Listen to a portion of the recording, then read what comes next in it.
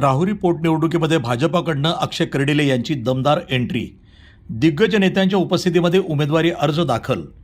वडिलांचा वारसा पुढे नेण्याचा निर्धार. भावनिक क्षणांनी सभागृह दुमदुमलं. भारतीय जनता पक्षाचे ज्येष्ठ नेते स्वर्गीय आमदार शिवाजीराव कर्डिले यांच्या निधनानंतर जाहीर झालेल्या राहुरी विधानसभा पोटनिवडणुकीसाठी त्यांचे चिरंजीव युवा नेते अक्षय कर्डिले यांनी भारतीय जनता पक्षाच्या वतीनं उमेदवारी अर्ज दाखल केला.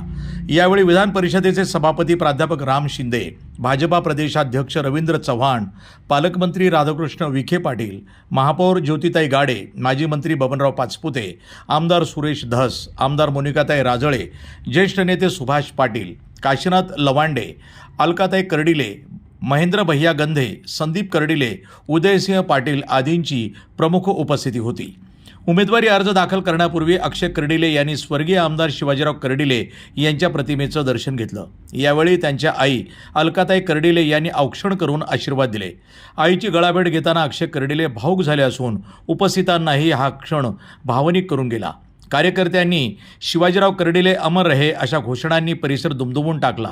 यावेळी अक्षय कर्डिले म्हणाले, राहुरी विधानसभा पोटनिवडणुकीसाठी वडिलांच्या जागेवर उमेदवारी अर्ज दाखल करत आहे.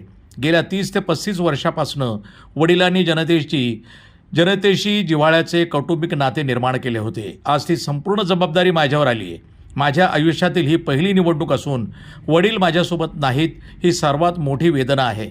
मात्र त्यांचा वारसा पुढे नेत सर्वसामान्य जनतेची सेवा करण्यासाठी रात्रंदिवस काम करणार असा निर्धार त्यांनी व्यक्त केला. या उमेदवारी अर्ज दाखल कार्यक्रमानं राहुरी पोटनिवडणुकीचा राजकीय माहोल चांगलाच तापला असून भाजप कार्यकर्त्यांमध्ये उत्साहाचं वातावरण निर्माण झालंय. वृत्तसंपादन विभाग, न्यूज टुडे 24, राहुरी.